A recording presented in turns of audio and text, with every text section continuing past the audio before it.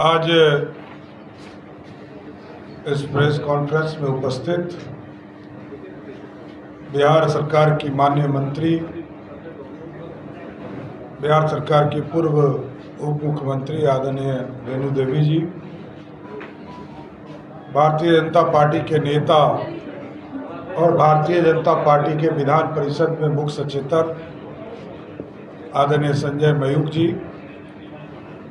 Media के सहप्रभारी बबलू जी, प्रभात जी, इस मंच पर उपस्थित सम्मानित साथीगण और इस मंच के सामने उपस्थित सभी प्रेस मीडिया के साथीगण, इलेक्ट्रॉनिक मीडिया के साथीगण, प्रिंट मीडिया के साथीगण, आज साथी हम लोग आपके बीच में ये बताने आए हैं कि भारत के देश के यशस्वी प्रधानमंत्री नरेंद्र मोदी जी ने बिहार जैसे गरीब राज्य को अपना भरपूर सहयोग देने का काम किया।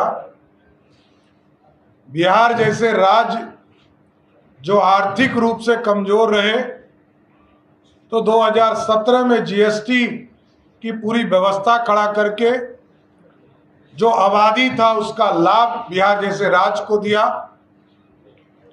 और देश में जब जब एनडीए की सरकार बनी, चाहे वो सरदेव अटल बिहारी वाजपेयी जी की सरकार हो, तब भी विशेष सहायता बिहार को करने का काम किया गया। नरेंद्र मोदी जी की सरकार में 2014-15 में सहयोग करने का काम किया गया। और कल ही आदरणीय वित्त मंत्री आदरणीय श्रीमती निर्मला सीतारमण जी ने देश में जब बजट पेश किया, तो बिहार जैसे आर्थिक रूप से गरीब राज्य को, जहां बाढ़ की हम चिंता करते थे, इस बिहार को 11,500 करोड़ रुपया सिर्फ बाढ़ से सुरक्षा देने का प्रदान किया। इसके साथ साथ पहले से 2 हमारे एक्सप्रेसवे सिल्लीगुड़ी से गोरखपुर तक का और रक्सौल से हल्दिया 2 एक्सप्रेसवे हमारे स्वीकृत थे। कल ही देश के यशस्वी प्रधानमंत्री जी के नेतृत्व में 3 और एक्सप्रेसवे बिहार जैसे राज्य को मिला। बक्सर से लेकर भागलपुर, जो बिहार के बॉर्डर तक, पीरपैंती के इलाके तक होगा, उसको एक्सप्रेसवे बनाने का काम किया जाएगा। और इसमें पूरी व्यवस्था की चिंता की जा रही है।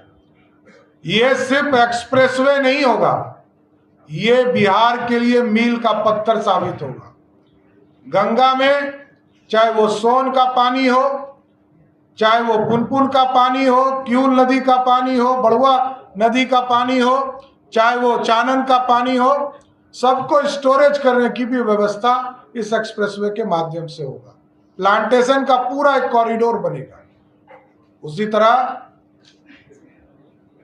बोधगया से वैशाली और पटना से पूर्णिया, अभी पूर्णिया खगड़िया होकर लोग जाते हैं, एक नया ग्रीनफील्ड हाईवे, सुपर हाईवे जो एक्सप्रेसवे है, उसको बनाने का निर्णय भारत की सरकार ने लिया। ये पूरी तरह यहां से जंदाहा से समस्तीपुर के रोसड़ा, सिमरी बख्तियारपुर, सोनवर्षा, दमदाहा और पूर्णिया हेडक्वार्टर जाने का काम करेगा। इसलिए साथियों, लगातार देश के यशस्वी प्रधानमंत्री नरेंद्र मोदी जी के नेतृत्व में बिहार में जहां हाईवेज में लगभग 26,000 करोड़ देने का काम किया, उसी तरह देश के यशस्वी प्रधानमंत्री जी के नेतृत्व में 21,000 करोड़ रुपया के 2400 मेगावाट प्लांट लगाने का काम जो भागलपुर के इलाके में होगा, पीरपैंती के इलाके में होगा, इसको भी स्वीकृति देने का काम किया। कई एयरपोर्ट्स हैं और राज्य सरकार के द्वारा भी कई एयरपोर्ट्स हम बनाने वाले हैं।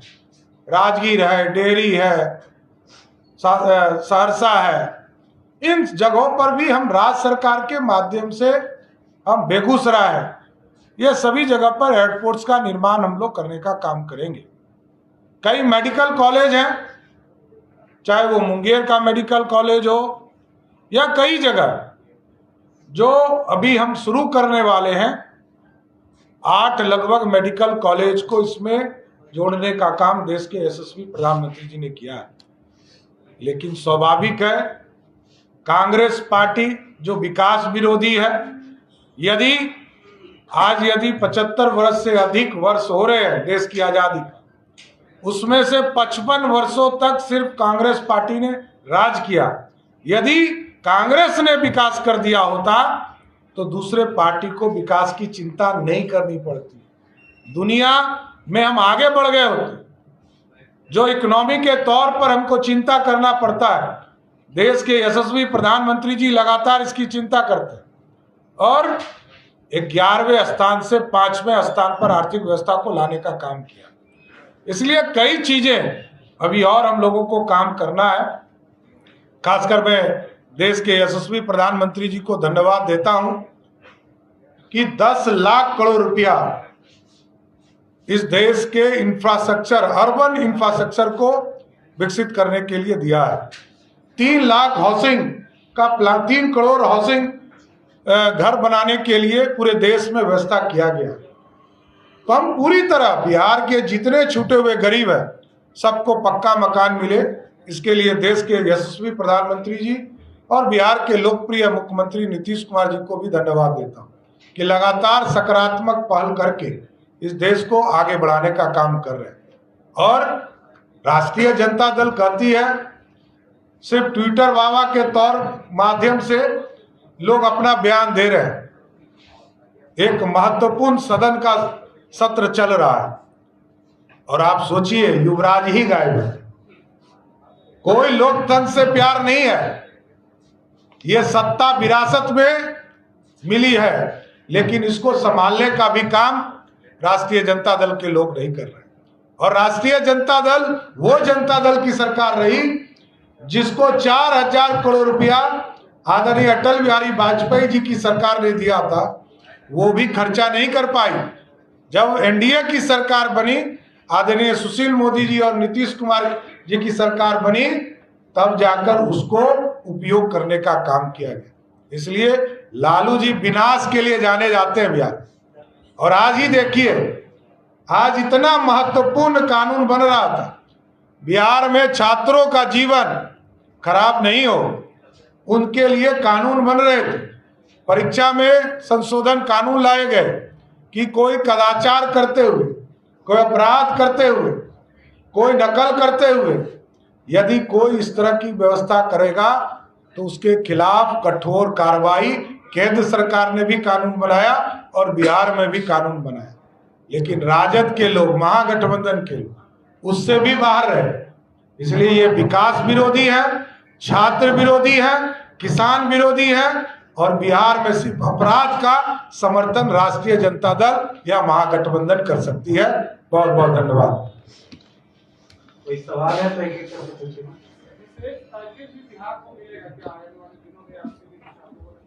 देखिए, ये विशेष तौर पर ही आर्थिक सहयोग है। नेपाल की पानियों से जो बाढ़ की स्थिति होती थी, उसके लिए भारत सरकार ने अध्ययन कराया। कई इसमें कैनाल बनाने का काम किया जाएगा, कई जगह बराज बनाने का काम किया जाएगा। तो ये पूरी तरह स्टडी करने के बाद चिन्हित किया गया। और इसके साथ साथ आदरणीय निर्मला सीतारमण जी ने जरूर घोषणा किया है कि नेपाल की भी सहमति ली जा रही है, उनके साथ भी जुड़कर हाई लेवल डैम बनाने का काम किया जाए। ये विशेष तौर पर आर्थिक सहायता ही है जो बिहार को मिला है।